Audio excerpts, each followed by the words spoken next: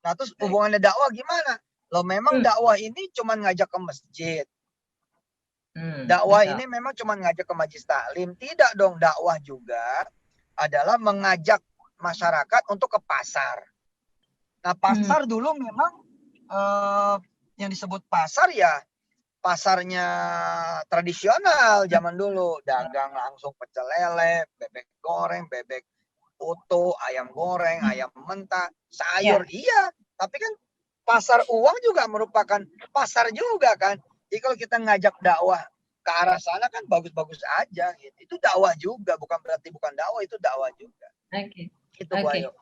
Jadi artinya sambil berbisnis atau seorang pebisnis atau seorang investor, kan itu Iya. sebetulnya bisa dilakukan sambil berdakwah gitu ya Ustadz ya? Ya bisa banget, bisa Banget banget. ya. Oke, baik, baik. Nah, Ustadz, terima kasih nih. Ustadz kan yang kita kenal nih, atau mungkin spesifik yang saya ketahui gitu ya, selama ini Ustadz adalah seorang yang pebisnis yang handal, seorang Amin. investor yang punya visi ke depan gitu ya, seperti yang tadi Ya, Ustadz ya. sampaikan, kita tidak jangan dikumpulkan digunakan dana kita saat ini aja, tapi untuk masa depan gitu ya.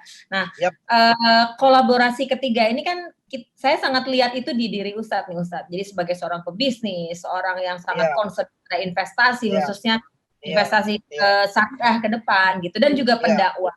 Nah, kira-kira selama ini ada kendala apa sih Ustadz? Karena kan perkembangan industri keuangan syariah nih sampai saat ini memang perkembangan cukup bagus, tapi belum sebesar yang kita harapkan banget gitu. Kira-kira Ya. menurut Ustadz apa sih yang kendala yang ada gitu? Apakah kurang informasi atau kolaborasi atau apa Ustadz? Menurut saya tidak ada kendala apa-apa kecuali bahwa dunia syariah harus melalui proses sejarahnya sendiri. Bahwa dia kan memang baru dimulai. Walaupun kelihatannya udah cukup lama, tapi dunia syariah biar gimana masih baru. Di Ya, akhir-akhir Pak Soeharto kan. Gitu. ya, Jadi ya sebagai barang yang umurnya belum seabad gitu ya. Saya kira ini udah kemajuannya udah kayak apa tahu. Negara udah langsung mikirin, udah langsung ada lembaganya, udah langsung ada badannya. Dan betul. jangan lupa kalau nanti BRIS ini terjadi merger dengan BNI Syariah dan Mandiri Syariah, nanti kan dia akan langsung punya posisi bank nasional ke-7 loh. Kurang Betul, lebih kan. Artinya betul, dari sisi percepatan udah mengagumkan gitu betul. loh. Kita jangan terlalu juga nggak bersyukur dengan keadaan syariah seperti sekarang. Orang sekarang ngomongin halal kayaknya wajib gitu kan. Kalau Oke, makan betul. coba aja makan nggak halal, mana dimakan sama masyarakat sekarang. Terus kemudian pakaian-pakaian syar'i udah kayak apa tahu sekarang. Sekarang kita kalau lihat UTY, UNS, UI, UGM, ITB itu ya Unpad, keruan lah kalau UIN mah memang tempatnya.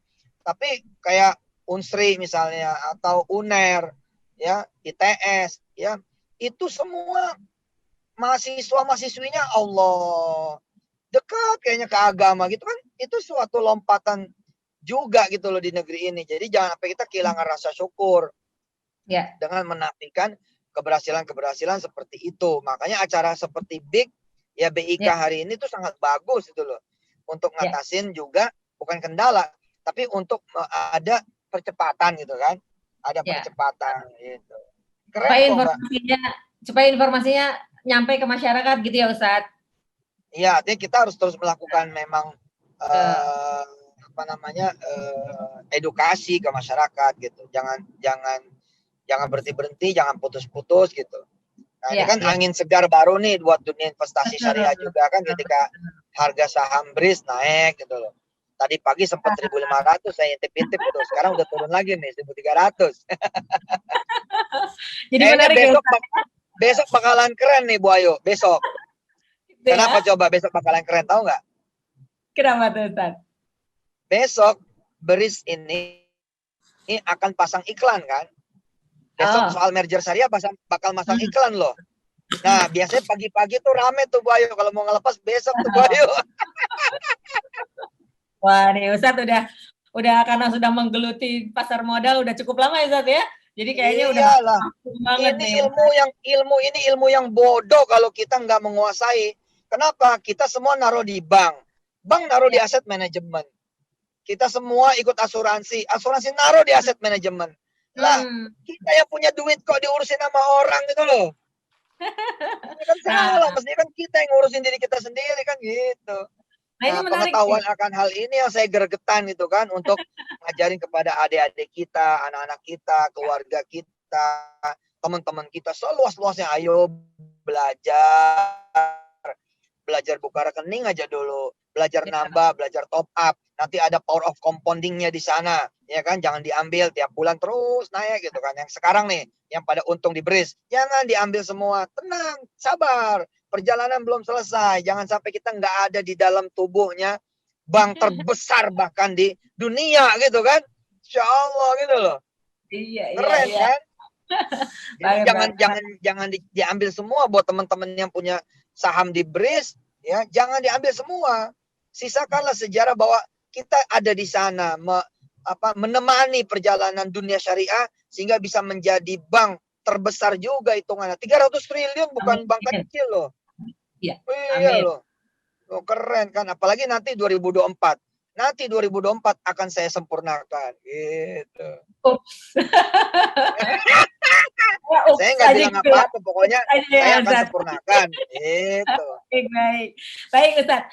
Ini menarik. Tadi Ustadz bilang dari kita mengumpulkan dana ke bank lari ke aset manajemen. Nah, ini kita bicara mengenai aset manajemen. Artinya concernnya Ustadz di bidang investasi kan kita lihat salah satunya adalah Ustadz ini kan perjalanannya panjang nih, mulai mendirikan koperasi, terus perusahaan payment gateway dengan sistem yang mumpuni, terus terakhir berkontribusi dengan praktisi pasar modal, terus mendirikan manajer investasi yang full play syariah gitu.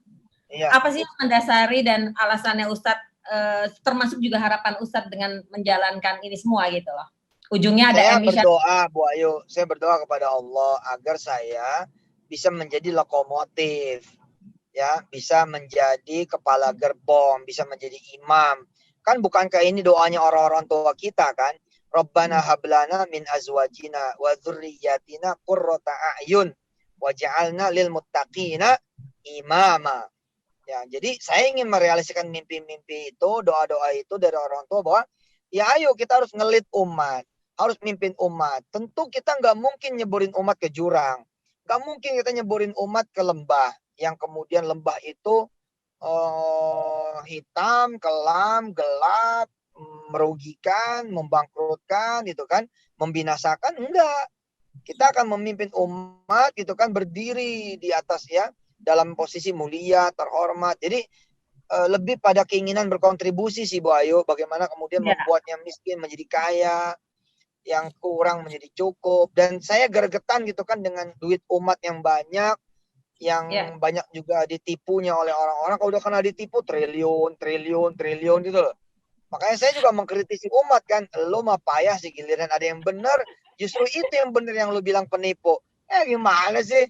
Itu kan kurang apa BI, OJK, kurang apa mendukung Kementerian Keuangan, Satgas Investasi, tapi masih aja percaya sama orang yang mengatakan bahwa yang jujur, yang benar, yang ikhlas itu yang nipu. Ya aduh. Ya tapi nggak apa-apa, itu tantangan memang berdakwah ya, tantangan kemudian kita mengedukasi gitu, nggak masalah. Jadi gitu Bu Ayu, semangat saya adalah semangat berkontribusi. Saya guru, maka saya harus mengajar, dan mengajar itu kan bukan cuma mengajar yang sifatnya ibadah-ibadah ritual gitu, tapi bagaimana juga umat ini jagoan di dunia keuangan, secara keuangan kita ini yang akhirnya yang ngelola itu bukan kita gitu. Coba ya, umat ngumpulin duit kan, capek-capek ngumpulin duit. Di mana? Di tromol Jumat, ya kan? Betul nggak? Iya. Sama panitia sholat Jumat, tromol itu ditaruh di bank. Oleh banknya ditaruh di aset manajemen. Ya ini kan saya bilang, woi kita udah punya sendiri ini aset manajemennya. Kenapa kalian tuh lewat-lewat jalan yang berliku gitu loh? Nah, ini memang trust. Dan saya memaklumi saja Bu Ayu, wong kita juga kan hitungan secara izin baru tahun 2018. Ya 2017. Kan? Ya, 2017 kan akhir. Ya, gitu kan? Jadi ya wajar-wajar aja lah. Kita terus aja Dan saya kira ini momentum paling hebat ya saat ini BRIS. Ini Betul. momentum paling hebat. Dan saya ingin mengatakan bahwa ini belum ada apa-apanya. Ini kita baru memulai. Insya Allah mudah-mudahan ada kepercayaan dari masyarakat sehingga benar-benar industri syariah ini tumbuhnya bukan tumbuh menumbuhkan kapitalis lagi. Jangan lupa loh, belum lama ini ada orang langsung naruh di BRI Syariah. Maaf ya, kalau saya sampaikan secara terbuka ya. Nggak tahu baik apa enggak ini. Tapi ini baru aja ada orang naruh di BRI Syariah 400 miliar. Di tengah saham udah naik di atas 1.000. Artinya apa? Nggak boleh begini gitu loh. Ini kesempatan harus dimiliki oleh umat yang kecil-kecil. Masyarakat yang kecil-kecil. Tapi jika umat atau masyarakat yang kecil-kecil ini tidak pernah mau belajar, tidak pernah mau percaya, saling percaya dengan sesama umat sendiri, apa yang terjadi? Maka cuan yang disebut cuan di BRI Syariah itu akhirnya hanya dimiliki segelintir orang lagi. Siapa sih kalau kita nanya, siapa orang sekarang, orang kita yang punya duit 400 miliar, siapa? Gambling juga kok, belum tentu terus naik ketika merger, belum tentu gitu loh. Nah, tapi sampai kapan kita mau membiarkan hal ini? Tanah terus diambil sama orang-orang yang kapitalis. Saya belum lama ke daerah A, daerah B, daerah C, masih sama lagunya. Dengan zaman Zainuddin MZ, zaman dulu bikin film Nada dan Dakwah. Masih ingat gak Bu Ayu? Nonton gak zaman dulu? Film Nada dan Dakwah tuh kayak Zainuddin MZ sama Omai Rama, masih ingat gak? Ya kan ketika mengeluhkan tanah yang dimiliki oleh kapitalis kan? Lah, sekarang juga sama. Begitu mudahnya kemudian satu daerah mengubah zona persawahan, zona hijau menjadi zona industri. Lalu kemudian orang pada beli tanah bukan semeter 2 meter, tapi 1.000, 2.000 meter. Ini apa-apaan? Ya, tapi umat yang diajak selalu kemudian saling berbantah-bantahan, saling berselisih, saling beradu pandangan, ribut terus. Akhirnya kita ini kayak kucing. Kayak kucing, dibikin ribut terus di luar rumah, lalu kemudian orang-orang pada ngambil dagingnya, ikannya. Salah siapa coba? Salah kita. Maka saya berharap berhentilah kemudian saling bermusuhan, berhentilah saling kemudian berselisih paham dan pandangan, cari titik temunya, dan mulai bersatu untuk menjadi penguasa juga di negeri ini. Nggak jadi pemain terus gitu. Iya, iya. Itu, nah, ya menarik nih Ustadz. Kan kita kan Ustadz dalam hal ini gitu ya sudah mendirikan manajer investasi syariah, di mana manajer investasi syariah ini sangat, kalau boleh dibilang sangat rigid diatur oleh otoritas jasa keuangan plus Dewan Syariah Nasional MUI Ustadz. Itu udah sangat rigid sekali gitu. Jadi sebetulnya kalau kita bicara mengenai kolaborasi kan sebetulnya sudah terjadi ya Ustadz ya antara Ustadz di dakwah berbisnis gitu ya. Nah, ini sudah ada pattern manajemen, ada produk yang jelas, institusi yang jelas. Hanya kendalanya gini Ustadz, kalau di kami nih sebagai praktisi itu literasi datang ke masyarakat. Tadi kan Ustadz bilang, ayo dong belajar gitu ya. Tapi kami masih mencari bentuk nih, cara ngasih cara belajar yang mudahnya itu seperti apa sih Ustadz, yang gambaran Ustadz sendiri lah. Selama ini kan Ustadz belajarnya cepat sekali nih. Kira-kira bisa kasih saran nggak sama kita? Saya kira momentum BRIS, Pak Hafaz, Bu Ayu harus dimanfaatkan benar sebagai bahwa ini loh yang gue omongin tuh dari dulu benar. Ini harus dimanfaatin benar nih. Harus dimanfaatin benar supaya yang muncul memang minat dulu. Nah, kalau umat udah nggak ada minatnya emang udah susah.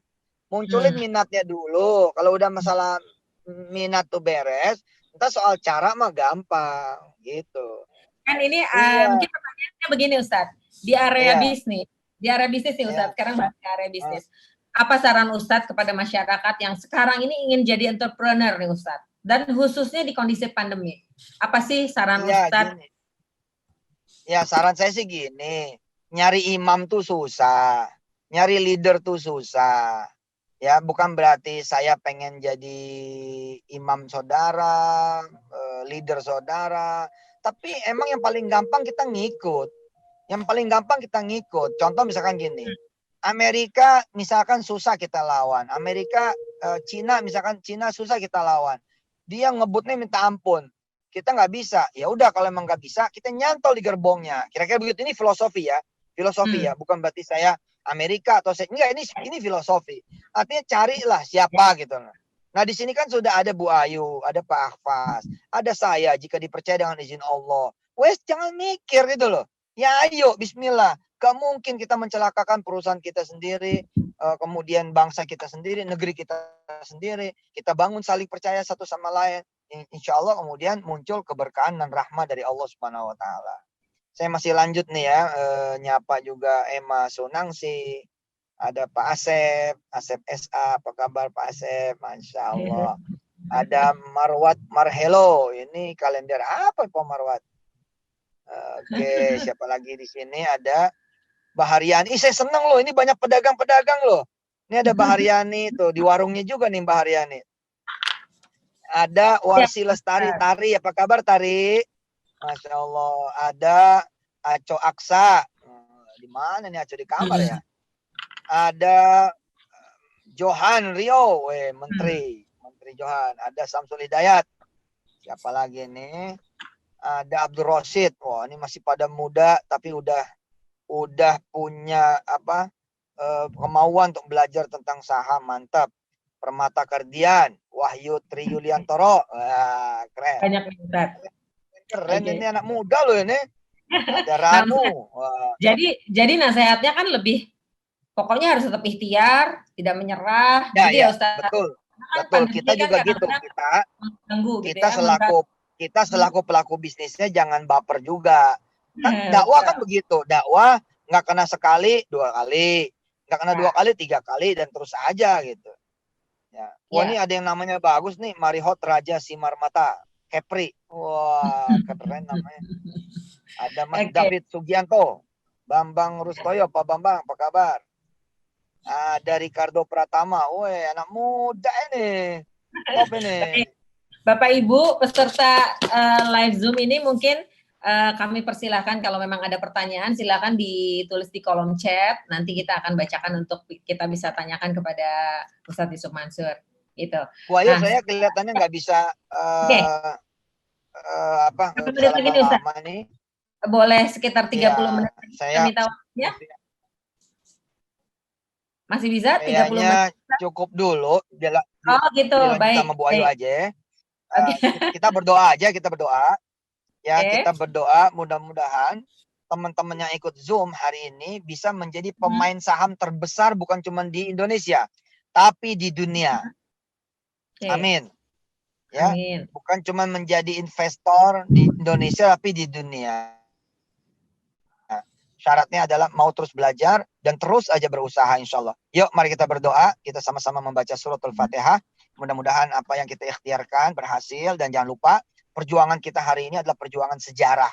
Ingat ya, perjuangan hari ini kita adalah perjuangan sejarah.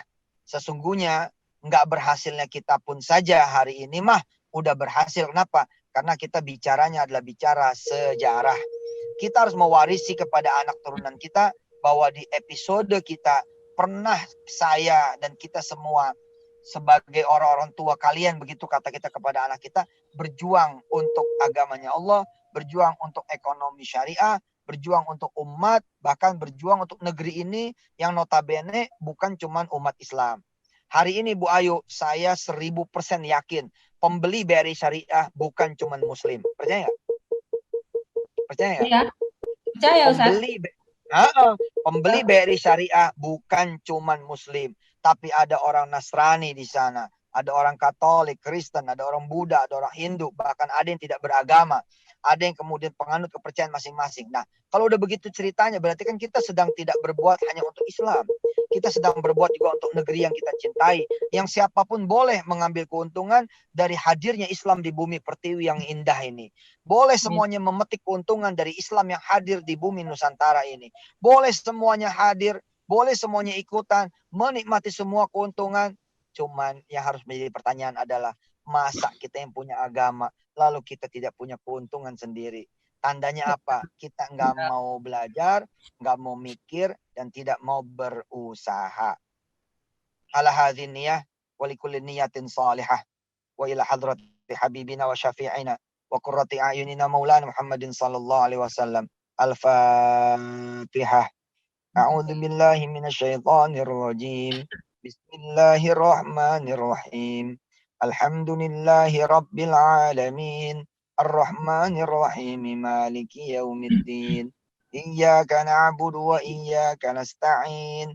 Ihdinas siratal mustaqim. Siratal ladzina an'amta 'alaihim ghairil maghdubi 'alaihim waladdallin. Rabbi firlana wali walidina amin. Buat Aziza Nur Alfi ada pertanyaan dari beliau tuh Bu Ayu, selain BRIS nanti investasi apa lagi? Tunggu dari Bu Ayu dan kawan-kawan. Insya Allah mudah-mudahan Allah merahmati kita semua, amin. Bu Ayu saya pamit dulu Bu Ayu ya, lanjutin dulu pekerjaan yang lain. Baik. Terima kasih banyak. Senang saya, senang. Lain kali insya Allah kita bikin lagi live Zoom, kita ngobrol santai lagi. Amin ya Allah, amin. Beda lagi, gitu Ustaz. Amin. Terima kasih Prof. Ahsani dan kawan-kawan. Assalamualaikum warahmatullahi wabarakatuh. Waalaikumsalam warahmatullahi wabarakatuh. Terima kasih Ustaz. Baik, Bapak Ibu, teman-teman, peserta talk show hari ini, mohon maaf karena Ustadz Yusuf Mansur memang jadwalnya kebetulan ada yang padat sekali hari ini, jadi beliau harus membagi-bagi waktu beliau juga. Mudah-mudahan walaupun waktunya hanya sedikit yang bisa di-sharing dengan kita di sini, tetap bisa bermanfaat buat kita terima dan kita amalkan gitu ya Bapak Ibu sekalian, dan masukannya bisa bermanfaat juga untuk kita berkontribusi di keuangan syariah. Nah mungkin ada pertanyaan yang bisa saya sampaikan, mungkin walaupun Pak Ustadz sudah tidak ada di Zoom ini, mungkin ada pertanyaan yang bisa saya coba bantu jawab. 1-2 pertanyaan panitia. Oh tadi mungkin pertanyaan dari Bu Aziza ya, selain BRI adalah pilihan investasi apa gitu ya? Baik, mungkin dari kami sebagai pengelola investasi atau manajer investasi syariah, PT Paytrend Asset Management ini memiliki izin untuk mengelola dana masyarakat untuk diinvestasikan ke instrumen di pasar modal. Artinya kalau misalnya Bapak Ibu ingin masuk ke BRI, membeli saham syariah seperti yang tadi diajak digadang-gadang oleh Ustadz, itu caranya bisa dengan 2 cara Bapak Ibu. Dengan beli langsung sebagai investor langsung, artinya Bapak Ibu mesti berhubungan dengan namanya perusahaan sekuritas gitu ya untuk bisa membeli langsung saham BRI Syariah, atau bisa melalui Paytrend Asset Management di mana kita memiliki produk-produk reksadana gitu ya, yang itu merupakan kumpulan dana masyarakat yang nanti kita akan bantu salurkan atau investasikan ke instrumen-instrumen pasar modal. Jadi cara kedua melalui reksadana ini mungkin memudahkan Bapak Ibu sebagai calon investor pemula gitu ya untuk bisa masuk ke pasar modal, khususnya pasar modal syariah. Mungkin kira-kira begitu. Ada mungkin sebelumnya ada 1 pertanyaan lagi yang mungkin yang bisa saya sampaikan, panitia. Saya tidak bisa melihat chatnya nih. Oh sebentar. Oke, ada pertanyaan. Kalau dari Bapak Prof. Haji Hassani, kalau RDPU di PAM namanya apa? Oke, jadi di Paytrend Asset Management kita memiliki produk yang namanya berbasis pasar uang syariah, itu namanya reksadana Safa Bapak Ibu. Jadi Bapak Ibu calon investor yang ingin masuk ke pasar modal syariah melalui produk reksadana syariah, silakan bisa bergabung berinvestasi kepada produk reksadana yang Paytrend Asset Management kelola. Saat ini untuk RDPU atau reksadana pasar uang adalah reksadana Safa, dan kita sudah memiliki sistem untuk membeli reksadana secara online karena ini mungkin zamannya semuanya online ya Bapak Ibu. Jadi reksadana syariah yang dikelola oleh Paytrend Asset Management itu sudah bisa dibeli secara online. Jadi tagline-nya adalah kita mau membeli reksadana semudah membeli baju atau sepatu secara online, gitu ya Bapak Ibu ya. Mungkin 1 pertanyaan terakhir yang saya bisa sampaikan lagi. Mungkin yang lain saya belum bisa baca nih. Oke, tadi mengenai BRI Syariah, insya Allah sudah disampaikan, kita diskusi panjang tadi ya dengan Pak Hafaz ya. Nah, ini mungkin pertanyaan di apa namanya yang bisa saya sampaikan ke Pak Hafaz nih, mungkin bisa bantu. Pak Hafaz, kalau untuk membeli reksadana itu berapa minimal investasinya? Monggo Pak Hafaz, memberi bantu saya menjawab pertanyaan ini. Bagaimana caranya kita membeli saham secara langsung, saham yang sudah listing atau sudah tercatat di pasar modal? Gampang sekali Bapak Ibu sekalian, Bapak Ibu tinggal mendaftarkan nama Bapak Ibu ke salah satu perusahaan efek yang terdaftar di OJK, terdaftar di Bursa Efek Indonesia, itu sudah banyak sekali, ya. Ada puluhan, ya. Kalau dari kami mungkin yang kita sarankan adalah perusahaan efek yang sudah mempunyai yang dinamakan dengan SOTS, Syariah Online Trading System.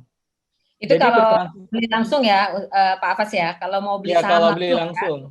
Ya. Jadi hubungi perusahaan-perusahaan efek yang sudah mempunyai SOTS, Syariah Online Trading System. Ya, tinggal di googling itu udah cepat, pakai KYC, mudah sekali lah seperti kita bicara mengenai e-payment dan lain sebagainya. Itu udah melalui HP juga sudah bisa. Kemudian tadi bagaimana kalau membeli reksadana? Membeli reksadana itu banyak dari kami itu sudah mempunyai online juga, online transaction juga. Di Paytrend kami sudah hampir 100% online transaction, online registration, online KYC, bayarnya juga online, jangan bawa uang cash ke kita ya. Jadi semuanya itu udah online. Jadi sangat gampang sekali. Minimal di kami itu cuma 100.000. Bahkan di teman-teman tuh ada yang berani sampai 20.000 sekali minimum pembelian. Teman-teman bisa melalui perusahaan EMI langsung, melalui Apert, agen penjual efek reksadana online, ya. Ada beberapa payment gateway, ya, mungkin juga sudah membuka untuk membeli reksadana, ya. Mungkin nggak usah kita sebutin, ya, kita pakai ini sehari-hari. Mereka juga sudah membuka untuk bisa membeli saham dan reksadana. Jadi sangat gampang sekali, tinggal di googling aja. Googling jadi udah ada jawabannya.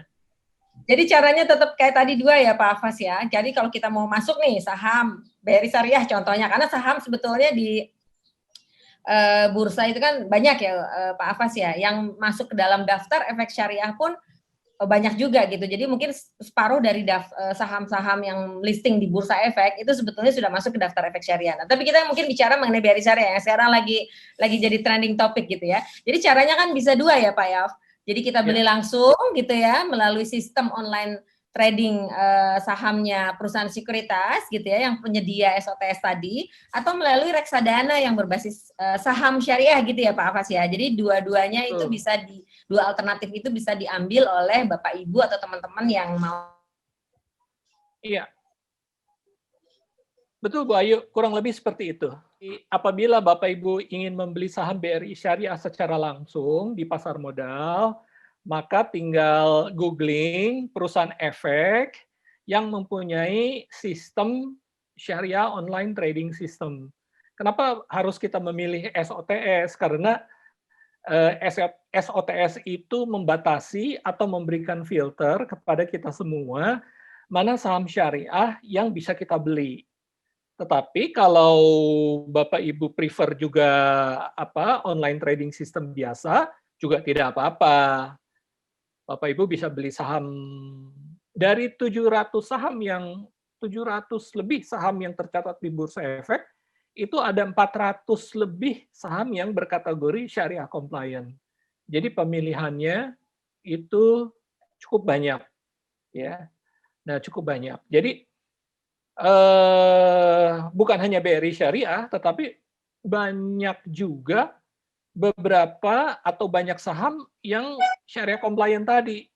Misalnya begini, yang saya bisa sebutkan saham-saham yang berbasis syariah ya, misalnya katakanlah Telkom, kemudian beberapa BUMN karya, ya, kemudian saham-saham farmasi, kemudian beberapa saham-saham media, ya, kemudian saham-saham pertambangan itu rata-rata berkategori saham syariah. Di Bursa Efek itu sebenarnya ada 3 bank syariah yang bisa kita beli selain BRI Syariah.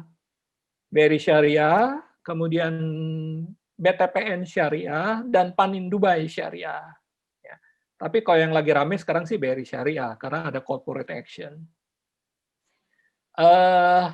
Jadi itu mudah-mudahan bisa menjawab pertanyaan bagaimana tadi caranya membeli saham, ya. Dari Aida, bagaimana jika nilai saham turun? Apakah investasi kita juga berkurang? Jawaban yang paling gampang ya, iya Bu, kalau jawaban sahamnya itu turun, maka investasi kita juga berkurang. Maksudnya bukan lembar sahamnya yang berkurang, tetapi nilai kita berkurang. Nah, untuk teman-teman, mungkin saya akan sedikit kasih ilustrasi bagaimana cara memilih saham yang baik. Saya akan menganalogikannya seperti ini. Bapak Ibu mudah-mudahan bisa mengerti dengan cara analogi, ya. Jadi begini, saya mempunyai 2 pilihan, katakanlah. Saya ingin membeli sepatu. Sepatu harganya 500.000, ada sepatu harganya 500.000, kemudian ada sepatu lagi yang harganya 1,5 juta, 1,5 juta rupiah sepatunya. Nah, Bapak Ibu kemudian mengatakan, atau saya bertanya, sepatu mana yang lebih bagus? Sepatu mana yang murah yang patut kita beli? Maka kemungkinan besar jawaban kita adalah, ya tentu saja sepatu yang murah, yang 500.000. Betul ya? Nah, tetapi itu baru informasi sebagian. Kemudian saya tambahkan informasi seperti ini. Sepatu yang 500.000 yang kita pakai, setelah kita pakai, hanya tahan 6 bulan. Nah, 500.000 kita pakai jebol tuh 6 bulan dipakai. Sepatu yang kita beli dengan harga 1,5 juta, 3 tahun, itu nggak jebol-jebol. Masih bisa kita pakai dan dalam kondisi baik. Pertanyaannya sekarang, sepatu mana yang murah, yang harganya 500.000 atau yang 1,5 juta? Karena tadi dikasih informasi tambahan mengenai keawetan sepatunya, maka jawaban kita adalah, walaupun secara nominal sepatu yang harganya 1,5 juta itu lebih mahal, tetapi karena awet dipakai 3 tahun belum jebol, maka kita bilang yang 1,5 juta itu adalah sepatu yang murah dan baik dan patut kita beli, ya. Demikian juga dengan saham analoginya. Saham itu diukur dari kemampuan dia menghasilkan laba per lembar saham. Jadi bukan nominalnya, nominal saham itu di bursa ada yang harganya 14.000, ada yang 10.000, ada yang 500 rupiah, bahkan ada yang 200 rupiah. Tetapi yang harus kita ukur sekarang adalah metode yang paling umum digunakan orang adalah seberapa mampu perusahaan tersebut menghasilkan laba bagi para pemegang sahamnya. Itu rumus yang paling banyak dipakai orang. Jadi mengerti ya Bu ya? Bapak Ibu, kita harus melakukan sedikit pekerjaan rumah untuk melihat lebih dalam saham apa yang akan kita beli. Kalau saham itu sudah mahal sekali, tetapi prospek di masa yang akan datang bagus sekali, maka saham itu sebenarnya bukan saham mahal, karena dia akan menghasilkan laba yang besar. Ya. Sebagai contoh, kita balik lagi ke saham BRIS, BRI Syariah. Dengan valuasi keuangan per hari ini, ya, saya dapat katakan harga saham BRI Syariah itu tidak terlalu murah lagi atau sudah masuk kategori mahal. Tetapi mahal dan murah itu relatif. Karena kalau kita membeli saham yang mahal, tetapi dia mempunyai kemampuan menghasilkan laba yang besar di kemudian hari, maka dia bukan mahal. Dia menjadi saham yang murah, nominalnya saja mahal. Kebayang ya Bapak Ibu sekalian, kurang lebih analoginya seperti itu. Jadi membeli saham adalah membeli masa depan, bukan membeli kondisi per saat ini. Karena kita memegang saham bukan hari ini beli terus kemudian besok jual, tapi kita pegang saham selayaknya, sewajarnya kita pegang agak lama gitu ya sebagai investasi. Oke. Terima kasih Pak Hafaz. Tapi kelihatannya diskusinya terus berlanjut menarik dengan Pak Hafaz. Kelihatannya masih bicara mengenai bagaimana masuk ke saham langsung ya Pak Hafaz ya? Iya, tadi sudah dijelaskan juga bagaimana cara memilih saham, bagaimana kita mengatakan bahwa saham itu apa sih yang namanya saham murah dan saham mahal, gitu.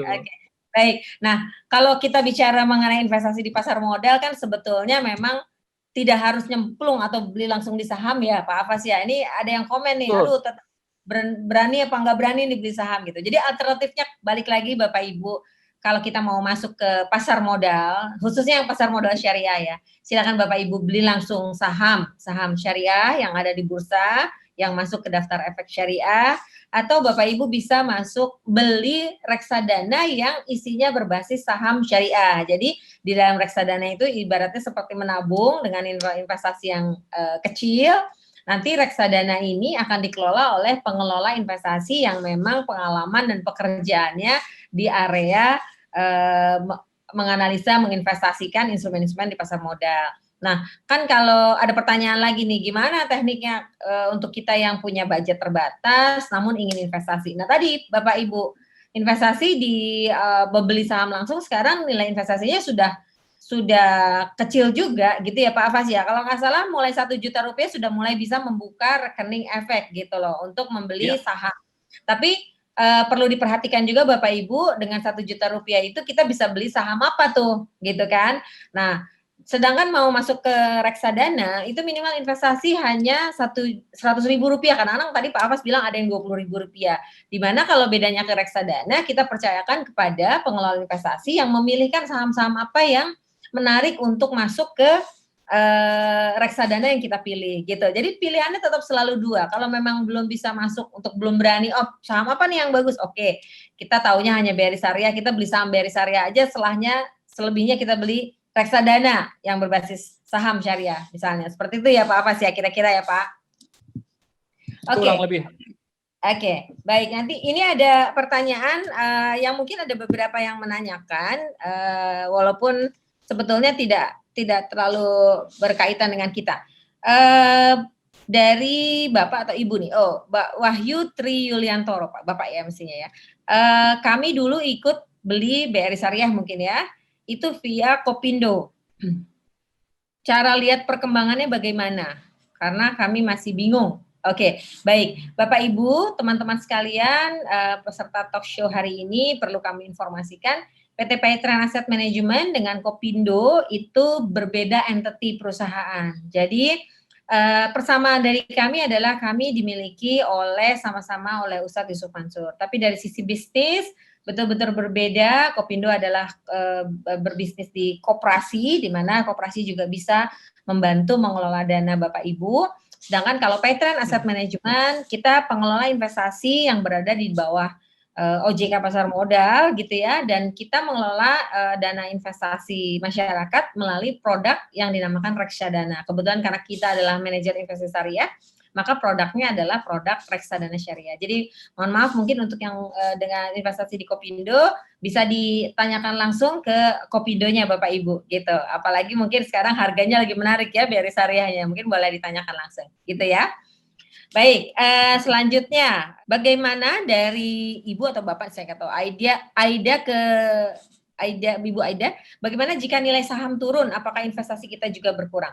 Mungkin saya bantu jawab ya Pak Hafaz. Kalau nilai investasi kita di mana ada isinya saham atau kita beli saham langsung, pada saat harga sahamnya turun, itu artinya kita dalam posisi unrealized loss.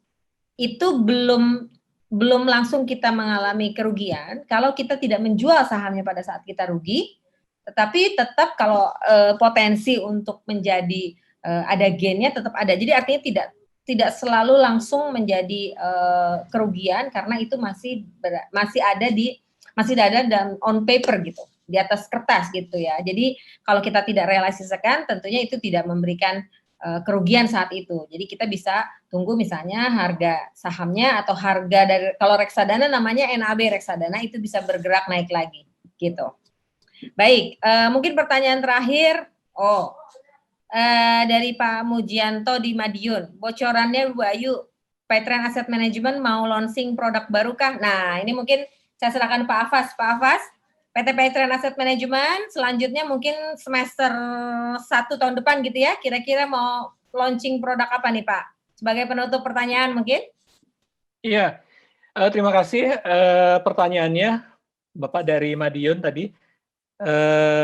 Insya Allah tahun depan ya, semester bulan-bulan pertama tahun depan, kita ketahui bahwa pandemi ini masih kita rasakan sampai sekarang, dampak negatifnya juga masih kita rasakan saat sekarang.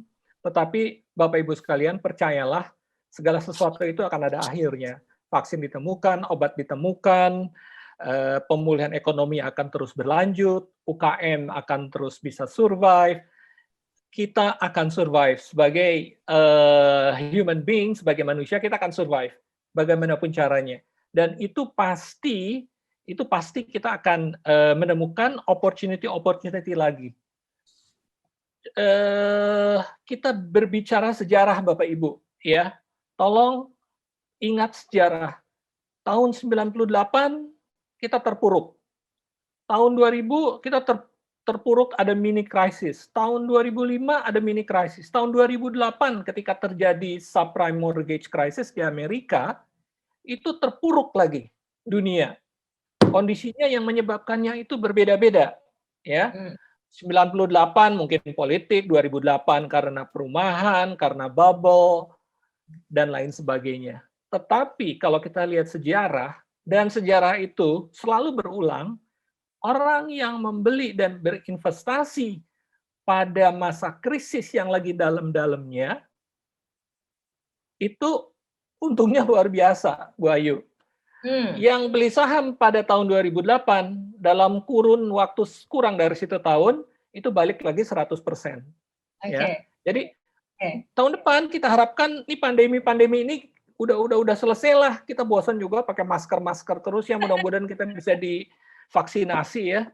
Nah, apa yang mungkin menjadi preferensi kita untuk tahun depan? Kalau saya pribadi mudah-mudahan benar, itu mungkin campuran. Karena campuran itu, reksadana campuran syariah itu istilahnya geraknya lebih fleksibel ya.